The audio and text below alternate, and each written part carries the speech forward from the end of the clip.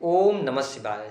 दोस्तों, आपका हमारे चैनल पर स्वागत है। गुरु और शनि बनेंगे पारस पत्थर। सिंह राशि वालों, दिवाली के बाद बनेगा महाधन योग। जी हाँ, आज का यह कार्यक्रम सिंह राशि वाले जातकों के लिए बहुत ही महत्वपूर्ण और खास रहने वाला है। इस कार्यक्रम में हम चर्चा करेंगे कि दिवाली के बाद से लेकर दिसंबर 2025 तक आपके जीवन में किस प्रकार की परिस्थितियां बनेंगी, कौन सी महत्वपूर्ण घटनाएं घटित होने वाली हैं और साल 2025 जाते जाते क्या कुछ आपको देने वाला है और कुछ भ्रामक स्थितियां जो लगातार बनी हुई हैं उस पर भी हम चर्चा वीडियो के अंत में करने वाले हैं। तो यह वीडियो बहुत ही महत्वपूर्ण है। चलिए वीडियो की शुरुआत करते हैं। देखिए सिंह राशि वालों, यदि हम आपके लिए देखें तो गोचर में देवगुरु बृहस्पति का गोचर 18 अक्टूबर 2025 से लेकर 4 दिसंबर 2025 तक 12वें भाव से होगा। वही शनि की स्थिति आपके लिए अष्टम भाव में लगातार बनी हुई है। अष्टम भाव से शनि गोचर कर रहे हैं, जिसके परिणाम स्वरूप आप शनि की ढैया के प्रभाव में चल रहे हैं। वर्तमान समय की यदि बात किया जाए तो शनि 28 नवंबर 2025 तक अभी ये वक्री रहेंगे, उसके बाद ये मार्गी हो जाएंगे। जैसा कि आप सभी जानते हैं कि देवगुरु बृहस्पति को ज्ञान, धर्म, शिक्षा, संतान, संतान का सुख, संतान से प्राप्त होने वाला सुख, इसके साथ स्त्रियों के संपूर्ण वैवाहिक जीवन की जिम्मेदारी बृहस्पति ग्रह के पास होती है। वही जब हम शनि ग्रह की बात करते हैं तो इन्हें शोक, दुख, कष्ट, पीड़ा, कंस्ट्रक्शन लाइन, ठेकेदारी, ऑयल इंडस्ट्री, चमड़ा उद्योग, इसके साथ ही हॉस्पिटल्स, बीमारी और रात, इन सभी चीज़ों का इनको कारकत्व प्राप्त है। शनि की बात करते हैं तो शनि जो हैं ये जीवन में स्टेबिलिटी प्रदान करते हैं। वही गुरु ग्रह जो हैं यह आपके सुखों में वृद्धि करने का काम करते हैं। तो बृहस्पति जब 12वें भाव से गोचर करेंगे तो आने वाला जो समय है यह सिंह राशि वालों के लिए आध्यात्मिक प्रगति के लिए बहुत ही शानदार रहने वाला है। इस समय अवधि के दौरान धर्म, अध्यात्म के प्रति आप में रुचि जागृत होने वाली है। और 12th हाउस से बृहस्पति यदि गोचर कर रहे हैं तो खर्च तो ये बढ़ाएंगे, लेकिन खर्चे आपके सही कार्यों पर होंगे, धार्मिक क्रियाकलापों पर होते नजर आएंगे। यदि हम बृहस्पति ग्रह की बात करें तो ये पंचम भाव के स्वामी होकर और 12th हाउस के अंदर गोचर करेंगे। तो यह समय विद्यार्थियों के लिए बहुत अच्छा रहने वाला है। यदि आप घर से दूर जाकर पढ़ाई करना चाहते हैं या पढ़ाई के लिए आप विदेश जाना चाहते हैं या ऑलरेडी आप विदेश में रहकर पढ़ाई कर रहे हैं तो यह समय आपके लिए अप्रत्याशित लाभ दिलाने वाला होगा। हालांकि 12वें भाव से बृहस्पति का गोचर जब हो रहा है तो आपसे निवेदन करेंगे कि इस समय अवधि के दौरान दान पुण्य करने की आप में बहुत ज़्यादा इच्छा जागृत होगी। तो आप दान पुण्य कर सकते हैं, लेकिन आप डोनेशन अगर किसी को दे रहे हैं तो वो कैश में नहीं दीजिएगा, लिक्विड मनी में नहीं दीजिएगा। आप वस्तुएं डोनेट कर सकते हैं लेकिन पैसा डोनेट नहीं कीजिएगा। देवगुरु बृहस्पति की जो पंचम अमृतमय दृष्टि का प्रभाव है यह आपके चतुर्थ भाव को देख रहे हैं। निश्चित तौर पर जो अभी तक मन में एक प्रकार की उथल पुथल बनी हुई थी या आंतरिक जिस प्रसन्नता का आप अनुभव नहीं कर पा रहे थे तो आंतरिक प्रसन्नता मिलेगी। आप हृदय से थोड़ा सा हम ये कह सकते हैं कि सुकून आपको मिलेगा। इसके साथ ही आपके सुख सुविधा में वृद्धि होगी। इस समय अवधि के दौरान भूमि, भवन, वाहन से संबंधित आपके कार्य होंगे। आपके जीवन में जमीन से संबंधित कार्यों से लाभ होगा। साथ ही आपके सुखों में वृद्धि होगी। माता जी के साथ में संबंध अच्छे होंगे। यदि आपके घर परिवार में किसी भी प्रकार से जो वरिष्ठ लोग हैं उनके स्वास्थ्य को लेकर कोई चिंता थी वह चिंता दूर होगी।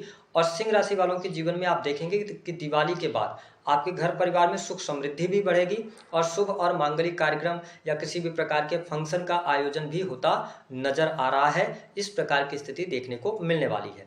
साथ ही देवगुरु बृहस्पति की जो अमृतमय दृष्टि है वह आपके छठे भाव को ये देख रहे हैं। निश्चित तौर पर नीच की दृष्टि है, लेकिन यहाँ पर ये रोगों से मुक्ति आपको दिलाएंगे।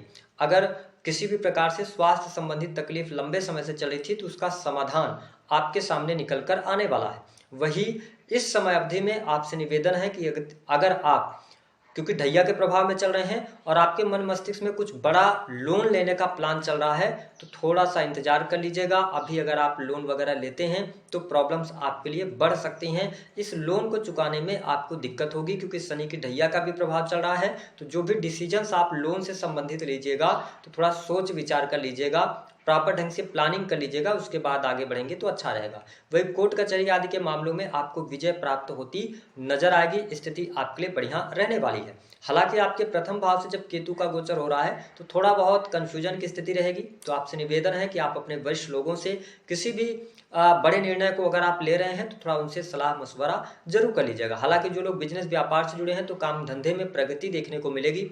रुके हुए कार्य आपके बनेंगे। अगर आप किसी भी प्रकार के ऑनलाइन से जुड़ा हुआ काम करते हैं, कंस्ट्रक्शन लाइन से जुड़े हैं, ठेकेदारी का काम करते हैं, अपनी फैक्ट्री या इंडस्ट्री चला रहे हैं, तो 28 नवंबर तक चुनौतियां तो दिखाई दे रही हैं, लेकिन उसके बाद धीरे धीरे करके समय अब आपके लिए अनुकूल होता नजर आएगा। दाम्पत्य सुख के लिहाज से अगर देखा जाए तो थोड़ा सा यहाँ पर पति पत्नी के बीच में वाद विवाद की स्थिति रह सकती है, या आप अपने पार्टनर से बहुत ज़्यादा एक्सपेक्टेशन रख सकते हैं जो पूरी नहीं होगी और विवाद का कारण बन सकती है। तो इस समय अवधि के दौरान विच्छेदात्मक स्थिति बन रही है जो हमारे सिंह लग्न अथवा सिंह राशि के जातक या जातिका हैं। हालांकि जो मुश्किल समय रहेगा दाम्पत्य जीवन के लिए वो 18 अक्टूबर 2025 से लेकर 4 दिसंबर 2025 तक रहेगा। इस समय अवधि के दौरान थोड़ा सा अपने दाम्पत्य जीवन में ध्यान रखने की आवश्यकता है। अब यहाँ पर एक बात और स्पष्ट कर दें आपके कि सिंह राशि वालों, अगर आपकी कुंडली में विवाह का योग चल रहा है, क्योंकि जुपिटर जस्ट अभी ट्रांजिट कर रहे हैं, आपके 12th हाउस में जाएंगे। 12th हाउस सैया सुख का होता है, ठीक है, तो सैया सुख में आपकी वृद्धि कराएंगे और 4 दिसंबर के बाद ये आपके विवाह का भी योग बना देंगे, क्योंकि नवम दृष्टि से आपके सप्तम भाव को देखेंगे। तो मैंने इसलिए ऐसा कहा कि सप्तम भाव से जब राहु का गोचर होता है, ध्यान रखिएगा, तो राहु अपने आप में सक्षम है विवाह कराने में। तो इस समय अवधि के दौरान जब भी आप विवाह करें, जल्दबाजी में हड़बड़ाहट में नहीं कीजिएगा। पहले चाहे आप स्त्री हो चाहे आप पुरुष हो, ये ध्यान रखें कि सामने वाले के ऊपर बहुत ज्यादा भरोसा नहीं करना है। पहले चीजों को जांच पड़ताल लीजिएगा, सारी चीजें क्लियर होने के बाद ही आप विवाह की तरफ आगे बढ़िएगा। नहीं तो इस समय अवधि के दौरान विवाह को लेकर कोई ना कोई धोखा या कुछ चीजें छुपाई हुई हो सकती हैं जो आगे चल के विवाह के बाद आपको पता चलेंगी। तो इसको लेकर आप अवेयर रहिएगा अगर आप तक ये वीडियो पहुंच रही है तो। इसके अतिरिक्त अगर देखा जाए तो बाकी सिंह राशि वालों के लिए करियर के मामले में अच्छा समय दिखाई दे रहा है, कोई निगेटिव नहीं है। सरकारी क्षेत्र से जुड़े हैं तो सरकारी क्षेत्र में से लाभ होगा, वरिष्ठ अधिकारियों का सहयोग भी मिलेगा। लेकिन प्रॉब्लम क्या रहेगी, जो आपके पीठ पीछे लोग हैं ना, वो पॉलिटिक्स आपके साथ में चलती रहेगी। इस पे थोड़ा सा आप ध्यान रखेंगे तो आपके लिए इस समय अवधि के दौरान अच्छा रहने वाला है। अब जब हम बात कर लेते हैं शनि ग्रह की, तो देखिए शनि की जो पोजीशन है आपके लिए, शनि अष्टम भाव से गोचर कर रहे हैं। तो मैं ये कहूंगा कि जो लोग किसी भी प्रकार से रिसर्च का काम करते हैं उनके लिए अच्छा है। अकल्ट एस्ट्रोलॉजी, ज्योतिष तंत्र मंत्र से जुड़े हैं, अपनी फैक्ट्री इंडस्ट्री उद्योग चला रहे हैं, तो धीरे धीरे करके समय अब आपके लिए अनुकूल होता नजर आएगा। शनि की तीसरी वक्र दृष्टि का जो प्रभाव है 28 नवंबर तक वो आपके 10वें भाव पर है। तो मैं आपसे यही निवेदन करूंगा कि सिंह राशि वालों को अक्सर मैंने देखा कि आप जॉब में होते हैं, अच्छी पोस्ट पर होते हैं, तो अपने पद का दुरुपयोग नहीं करें, किसी भी प्रकार के इलीगल कार्य करने से बचें, नहीं तो इस समय अवधि के दौरान आप फंसेंगे। दूसरा कि शनि की जो 7वीं दृष्टि का प्रभाव है ये कन्या राशि को, आपके सेकंड हाउस को देख रहे हैं। तो मैंने पहले ही कह दिया कि अगर आप बिजनेस व्यापार कर रहे हैं या कोई बहुत बड़ा निवेश करने जा रहे हैं तो थोड़ा सोच विचार कर कीजिएगा।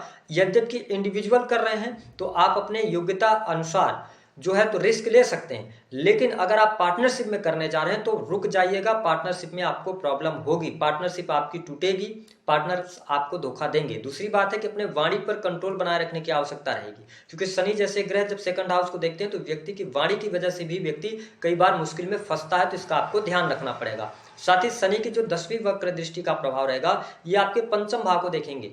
तो इस समय अवधि के दौरान विशेष तौर पर 4 दिसंबर 2025 तक प्रेम संबंधों में उतार चढ़ाव की स्थिति, प्रेम में विच्छेद की स्थिति बन सकती है। हालांकि अगर आप स्टूडेंट हैं, विद्यार्थी हैं, तो पढ़ाई लिखाई के मामले के लिए समय अच्छा रहेगा। पढ़ाई लिखाई में आपको लाभ मिलेगा, कॉम्पिटिटिव एग्जाम आपके लिए अच्छा जा सकता है। बैंकिंग सेक्टर, शिक्षा का फील्ड हो गया है ना, और जुडिशरी का हो गया, लॉ का फील्ड हो गया, तो इन सभी सेक्टर्स में आप अच्छा करने वाले हैं। यहाँ पे बहुत ज्यादा निगेटिव स्थिति आपके लिए बनती नजर नहीं आ रही है। ओवरऑल देखा जाए तो देखिए सिंह राशि वालों, थोड़ा सा समय आपके लिए चुनौतीपूर्ण है, मुश्किल समय है। लगन से केतु का गोचर हो रहा है और साथ ही शनि अष्टम भाव से गोचर कर रहे हैं, ढैया के प्रभाव में चल रहे हैं, तो समय थोड़ा चुनौतीपूर्ण तो आपके लिए है। जो हमने कहा था भ्रामक स्थितियों को हम दूर करने की कोशिश करेंगे। देखिए आप में से बहुत सारे लोग जब हमसे कंसल्टेंसी लेते हैं, हम आपकी कुंडली देखते हैं, तो आप में से बहुत सारे लोगों का एक सवाल होता है कि जो हमारी परेशानी चल रही है ऐसा कुछ उपाय दे दीजिए कि मेरी किस्मत बदल जाए, ठीक है, और जो भी परिस्थितियां हो सब कुछ बदल जाए और हमारे अनुसार चीजें चले।